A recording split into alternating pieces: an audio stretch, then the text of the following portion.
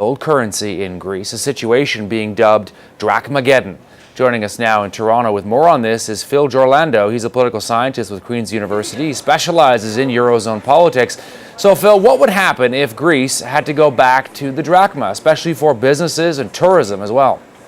Well, initially, the state would have to impose capital controls because if and when Greece reverts to the drachma, depositors will want to withdraw their savings, which are in euros.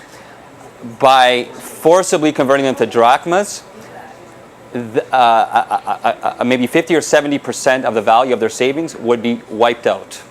This could lead to hyperinflation, and this could be the repercussions. The political repercussions could be devastating because it could lead to the rise of populist parties, that is, parties on the extreme right and the extreme left. And we already saw signs of this in the last election. In the last election, Golden Dawn, which is a neo-Nazi party, got 8% of the vote, which is alarming.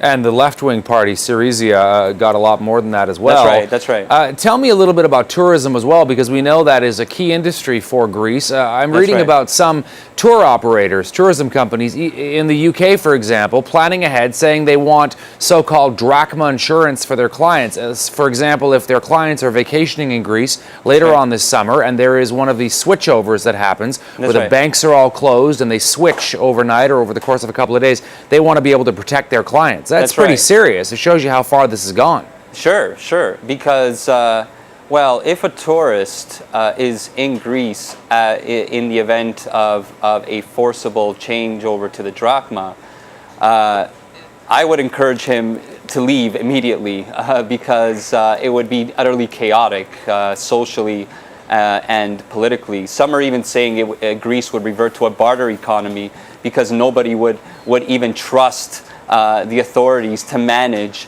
the changeover to the drachma. Phil, yeah, exactly. Let's talk a little bit about the spin-off effect on the rest of Europe if Greece was to leave. You know, now there's talk about Spain's banking system, but also other countries as well, and the huge price tag involved here. That's right. The cascading effects could be huge.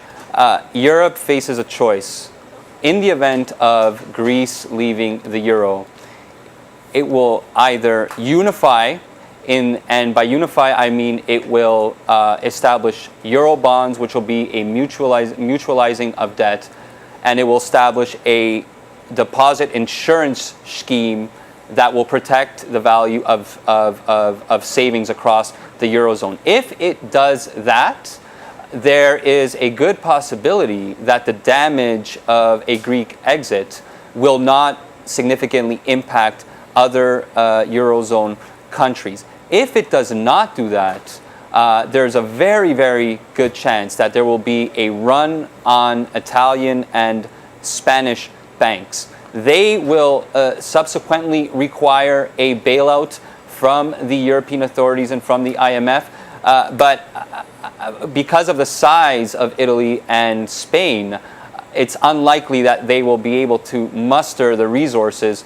to bail them out. And so if a run on the banks occurs in Spain and Italy, it's very likely that that will spell the end of the euro. And at that point, the question will be whether countries revert to national currencies, all of them, or whether they establish some sort of northern euro and southern euro.